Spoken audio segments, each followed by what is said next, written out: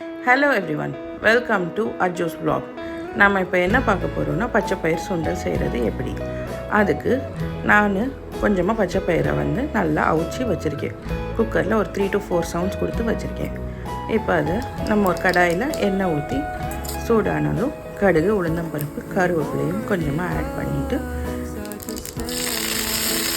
அது நல்லா பொரிஞ்சு வந்ததும் நம்ம கொஞ்சமாக சின்ன வெங்காயம், பச்சை மிளகாயும் கட் பண்ணி வச்சுருக்கோம், அதையும் ஆட் பண்ணிவிட்டு நல்லா வதக்கி விடணும்.